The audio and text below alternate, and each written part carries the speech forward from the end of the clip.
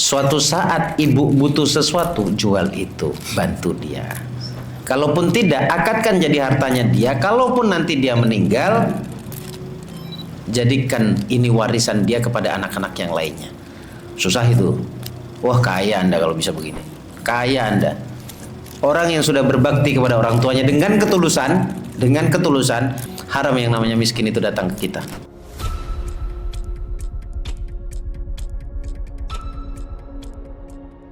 Kali ini saya mau ngebahas tentang kesadaran spiritualitas yang berhubungan dengan diri kita. Jadi kalau bilang spiritual berarti dalam. Kalau kemarin kan kesadaran tauhid untuk membuat kita sadar bahwa Allah itu nggak jauh dengan kita. Kitanya yang kurang dekat sama Allah.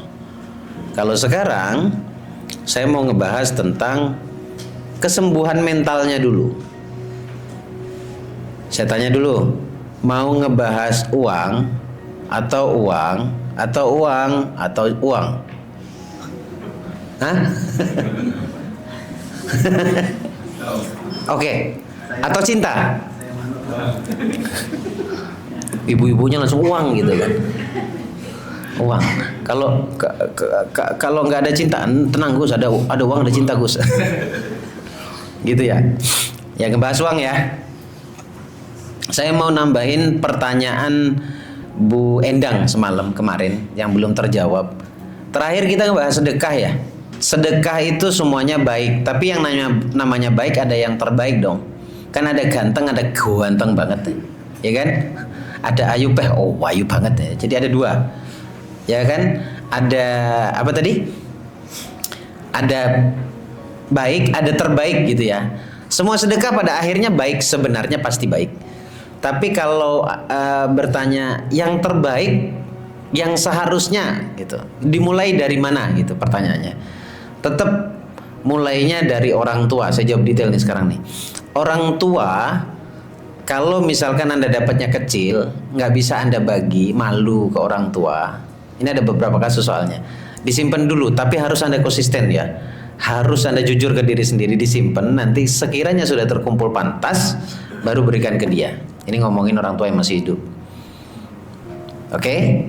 Kalau sudah meninggal, pertanyaannya, bersedekah dialokasikan pada orang yang berjasa dalam hidupmu. Siapa? Hah? Setelah orang tua?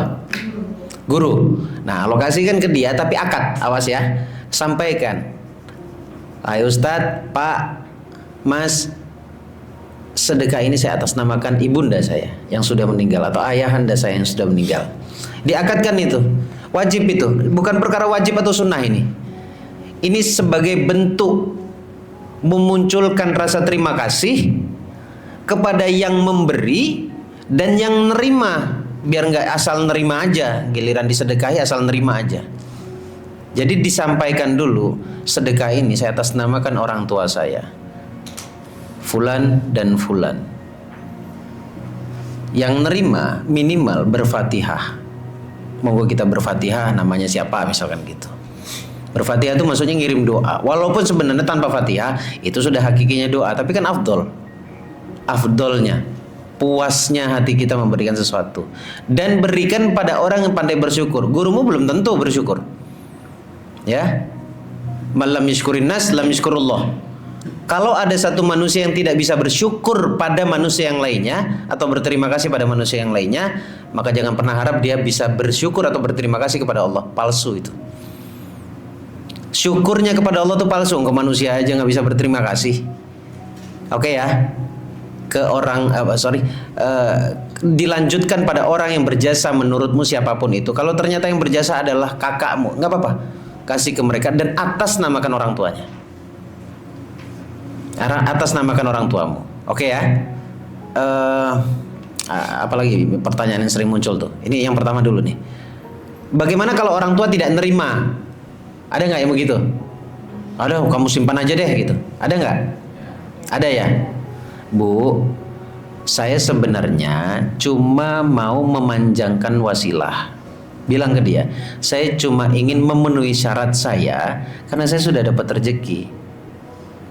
Udah nggak apa-apa buat kamu aja, tabung, ditabung, beliin emas.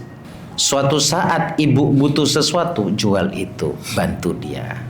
Kalaupun tidak, akadkan jadi hartanya dia. Kalaupun nanti dia meninggal, jadikan ini warisan dia kepada anak-anak yang lainnya. Susah itu. Wah, kaya Anda kalau bisa begini. Kaya Anda.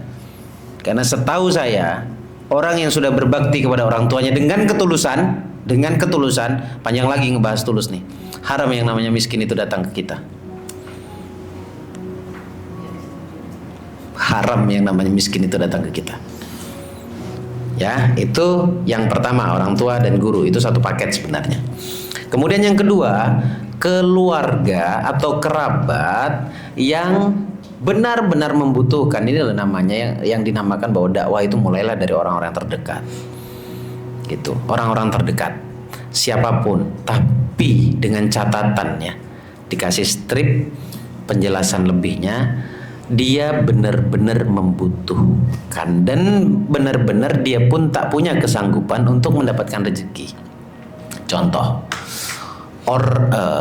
saudaranya orang tua Anda yang sudah sepuh, sudah tua, yang masuk kategori biasanya janda, jendes, masuk kategori itu, ya. Terus oke, janda. Terus mungkin ada paman atau bude atau pade yang sakit, itu boleh Anda santunin. Atau masih muda Gus, tapi benar dia membutuhkan kala itu. Tapi jangan terus-terusan ya, mentalnya di mental ngarep nanti nih, mental miskin jadinya. Jangan terus-terusan. Oh, misalkan keponakan saya lagi sekolah, dia dibantu, boleh. Cukup jelas ya? Oke. Yang ketiga, ini masih masuk sedekah terbaik. Yatim. Bukan piatu. Yatim. Dan yatim piatu. Yatim itu nggak ada bapaknya, tahu ya? Apalagi bapaknya benar-benar, apalagi yatim yang ditinggal dari perut. Ada kayak gitu tuh. Oh, Anda kalau mau jadiin jimat boleh tuh. Punya teman, misal nih punya teman. Susah. Suaminya meninggal. Apa namanya? Yatim kurung. Yatim dari perut kalau saya bilang. Nah, suaminya meninggal, kan susah nih. Udah niatkan aja, ya Allah, cukupkan rezekiku, aku bantu dia diam-diam. Meledak rezekimu, meledak. Saya sempet guyon. Ya, di dalam perut yatim. Kan kenapa kok harus dalam perut Gus? Ya nggak apa-apa, ke saya juga nggak apa-apa, saya juga yatim, tapi yatim udah tua. Gitu. Ada khusus ya, nggak semua bisa dipukul rata. Gitu ya. Setelah yatim, baru yatim piatu. Baru piatu dan yatim piatu. Kalau piatu itu kan nggak ada ibunya, paham ya? Ibunya yang nggak ada. Tapi itu pun sedih loh, nggak ada ibunya. Apalagi kalau dari kecil, baru lahir. Ada kan, terus ibunya meninggal, aduh ya Allah. Dia butuh kasih sayang ibu soalnya tuh. Aduh gimana kepukulnya. Jadi bohong kalau ada orang kalau ditinggal meninggal saat kecil oleh ibunya, terus dia bilang baik-baik saja, bohong tuh. Dia punya luka tuh. Wajib dan perlu banget untuk diselamatkan, dikasih pemahaman. Luka ini karena kita bicarain mental, luka ini bisa nyusup ke siapapun dalam kondisi apapun dan status apapun. Karena masih punya hati. Luka ini akan berpotensi mengundang banyak kejadian yang pasti tidak Anda inginkan. Luka batin finansial itu disebabkan luka batin konflik. Salah satu, bukan satu-satunya. Salah satu luka batin konflik. Kita masuk pembahasan itu ya. Sekali lagi saya mau nemenin Anda. Semua di sini adalah orang-orang yang sedang berkumpul. Semua yang ada di sini adalah orang-orang sakit yang sedang berkumpul. Setuju nggak? Termasuk saya. Gitu aja. Kita orang sakit. Tapi kalau kita berani bilang bahwa ya Allah, saya sedang sakit, itu sudah poin pertama yang memang harus Anda lakukan. Ngaku. Oh, saya baik-baik saja, tinggal tunggu waktu. Bom, tiba-tiba tangisan tanpa henti keluar, bahkan gak ada alasannya, itu orang sakit. Tapi sakit notabene itu bukan gila ya, sakit mental. Ngomong kalau sakit jiwa pada nggak terima kan? Padahal sama. Padahal sama gitu. Cuma diperhalus saja. Orang gila itu sakit jiwa. Orang sakit jiwa itu sakit hati. Jadi kalau sakit hati orang gila gitu. Kita semuanya sama, saya juga.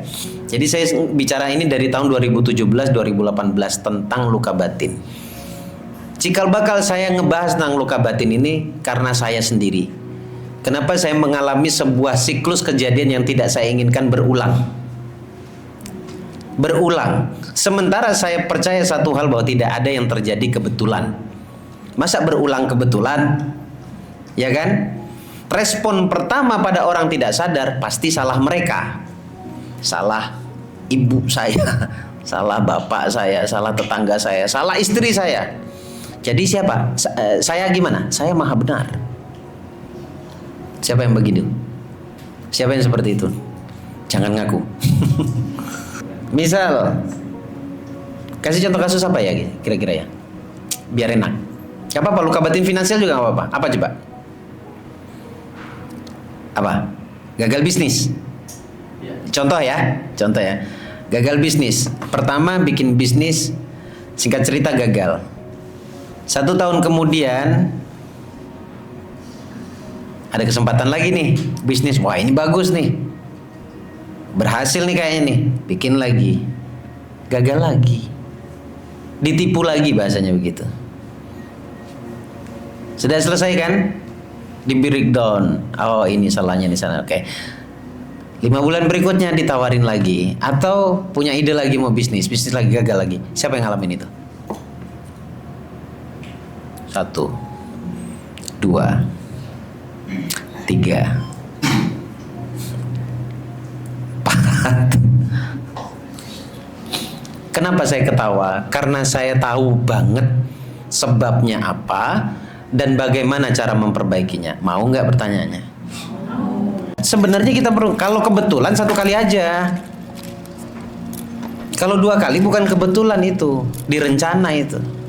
Tapi oleh hati Anda, semakin Anda berusaha untuk menghilangkan itu, nggak tahu kenapa Anda semakin sakit. Nafasmu itu adalah benteng, nafasmu itu adalah obat.